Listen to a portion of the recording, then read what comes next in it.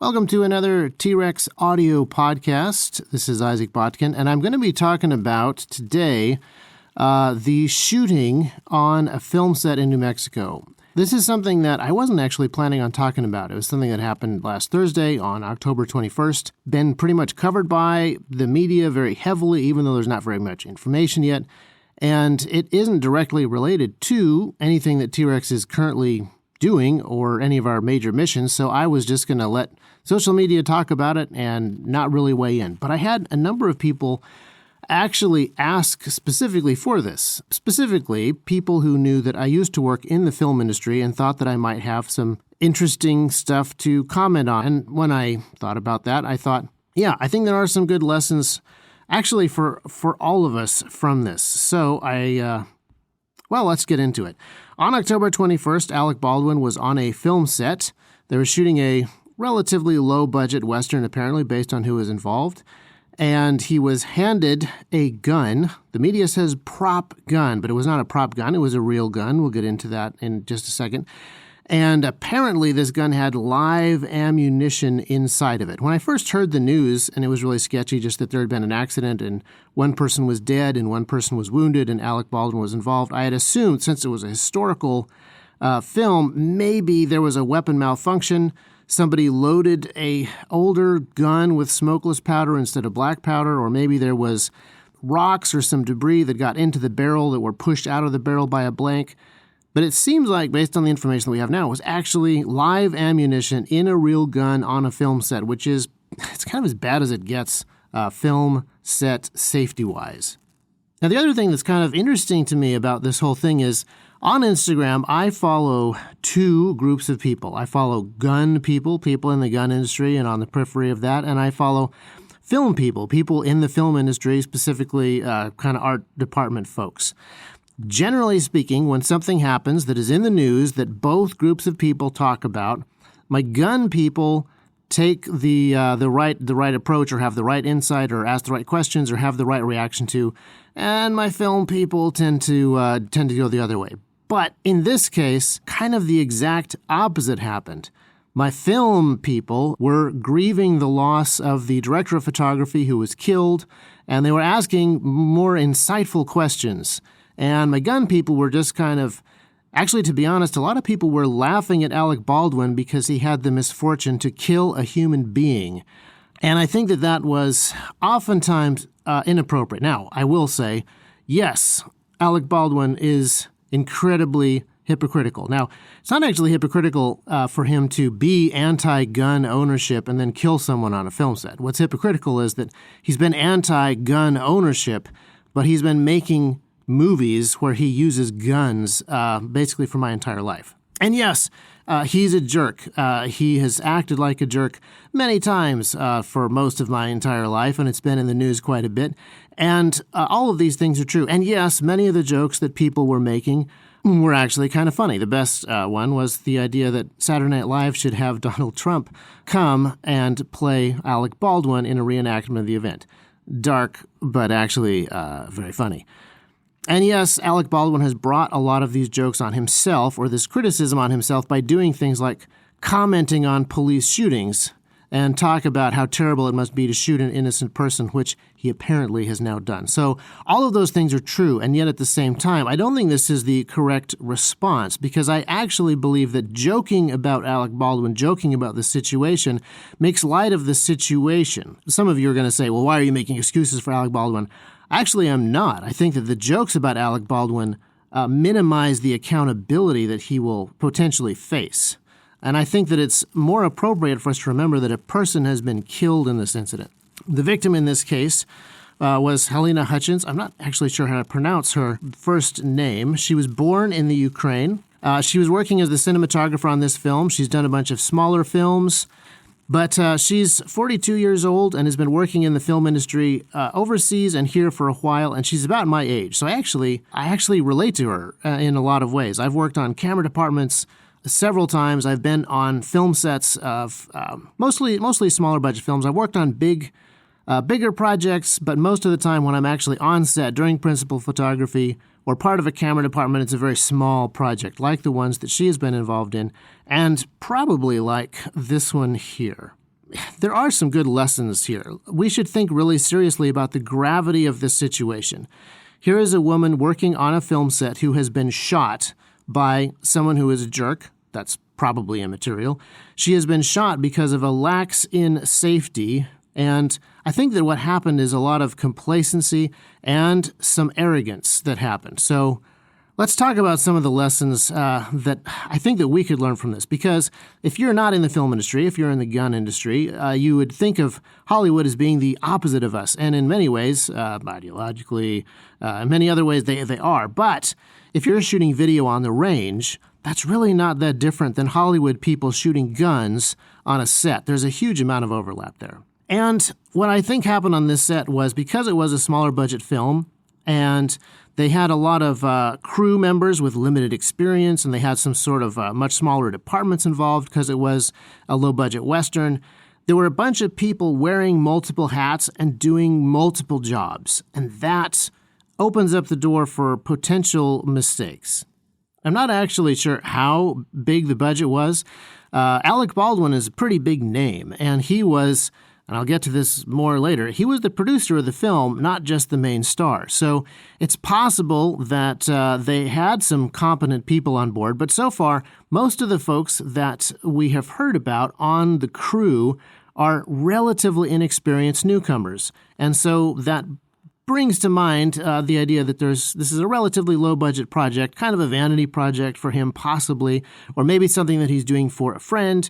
But the media has tried to spin this as well and just say, like, it's a very small movie, very few people involved, not that big a deal. I think they're trying to cover for Alec Baldwin because he is something of a media darling.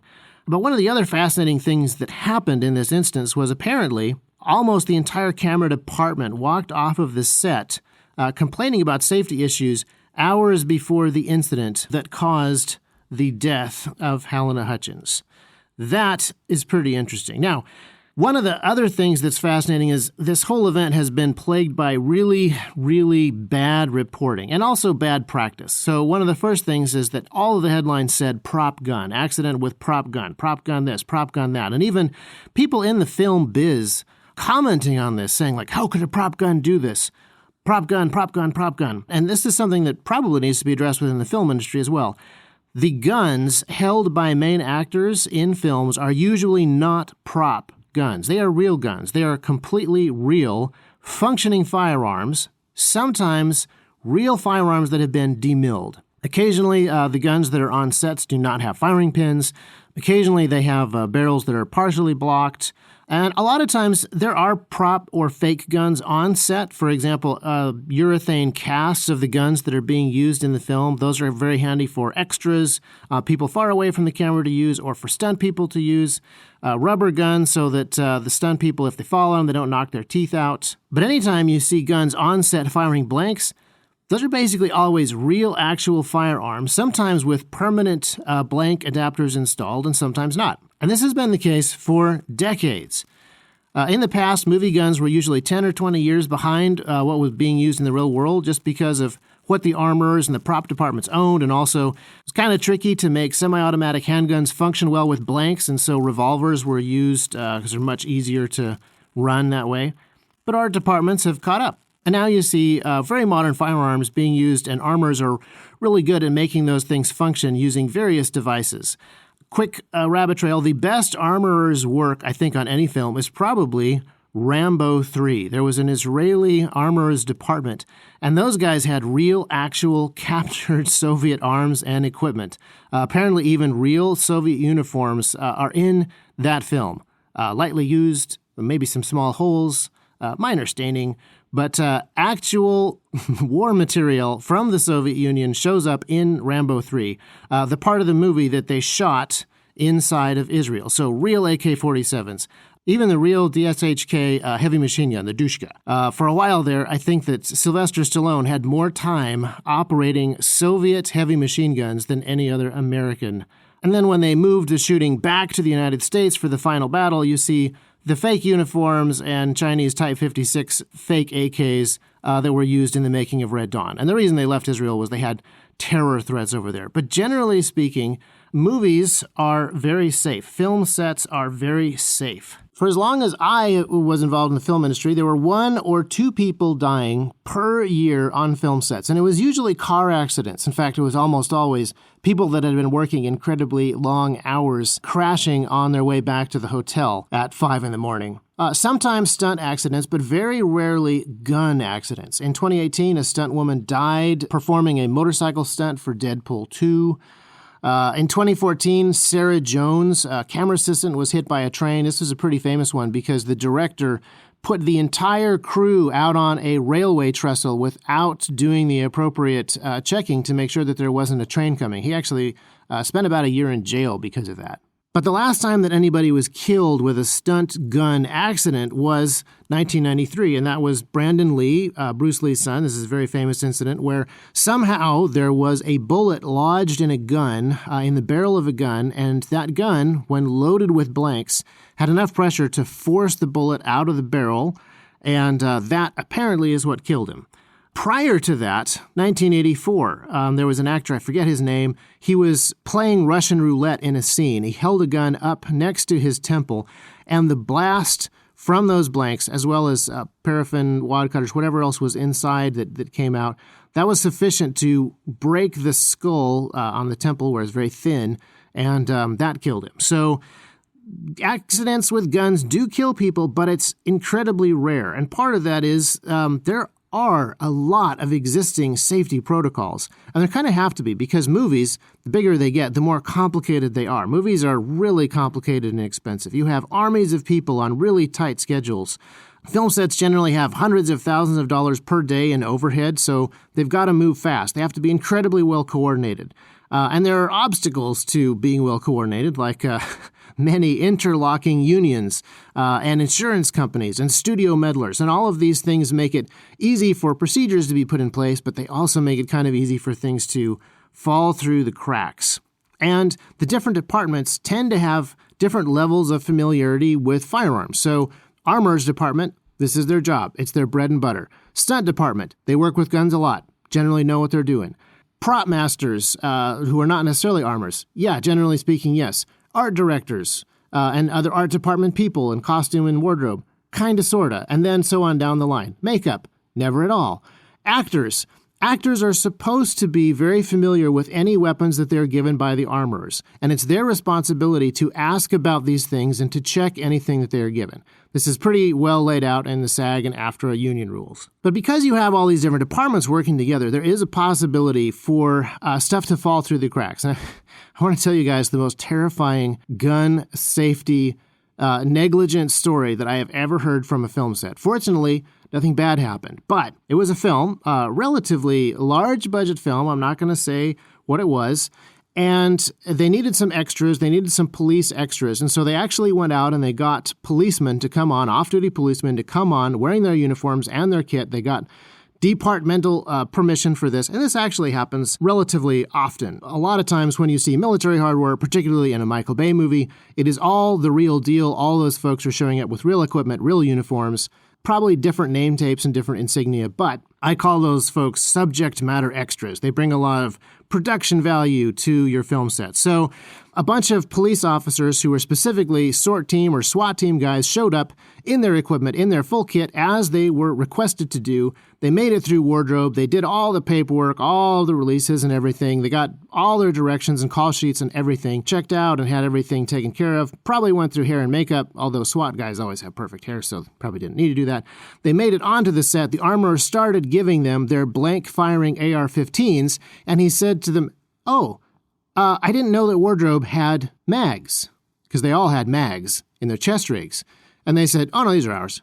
And he said, what's in them? And they said, oh, it's green tip.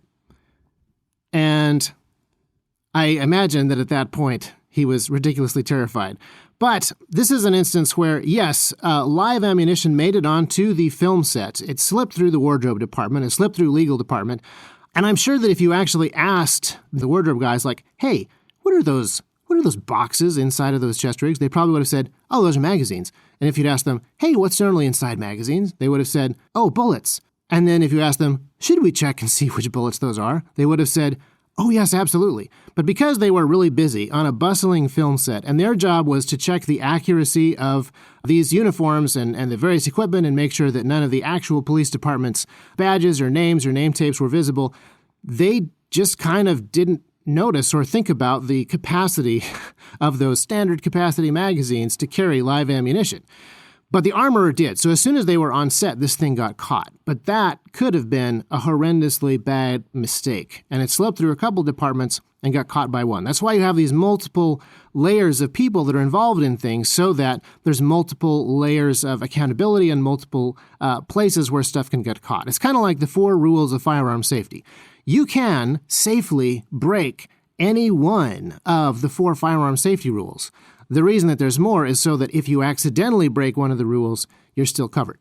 And just like working with real firearms, if you've worked on big film sets and these kind of movies for a long time, I think it would be really easy for complacency to set in and to rely a little bit too much on the other departments and not pay as much attention to your own. And also, let's be honest, if you're working on movies where Fred North is flying helicopters through giant explosions and cars are being launched into the air at his helicopters and stuntmen who are literally on fire, coated in flaming burn gel, bailing out of those cars into pads or into the water.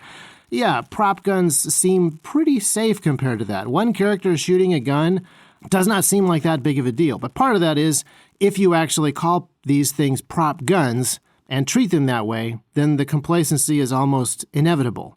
As the old man said to the boy, there is nothing as dangerous as an empty gun.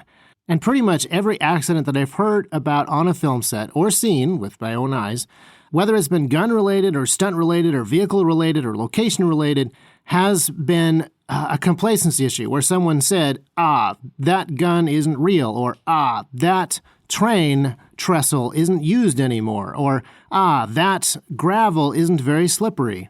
Now, some of the best coverage of this event and some of the best commentary of what has happened actually comes from Adam Baldwin, believe it or not. I've often joked that Adam Baldwin is my favorite Baldwin brother. He's not actually related to Alec Baldwin or the other Baldwin brothers. He's not even related to Stephen Baldwin. But one of his first comments was on Twitter, if you are pointing a weapon at anyone on set without permission from the armorer, director, and first AD, then you should be reprimanded for the first offense, fired for the second. If you do so and harm or kill someone, you should be prosecuted to the fullest extent of the law. I agree completely.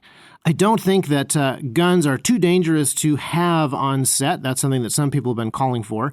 But I do think that all of these safety procedures that exist are worth having and worth keeping. And when people violate those safety procedures that are laid out in black and white on paper, there need to be consequences for those, especially if there actually is an accident that results in death, which in this case, there was. And I really want us to not lose sight of that fact. This is not a good opportunity for us to score some points against a guy who hates gun owners. Again, if we just joke about what Alec Baldwin has done and what a terrible human being he's been in the past, and how maybe now he feels a little bit more somber about firearms, we're missing the point. The jokes lessen the loss that has been felt by others, but it also lessens the seriousness about what Alec Baldwin has done.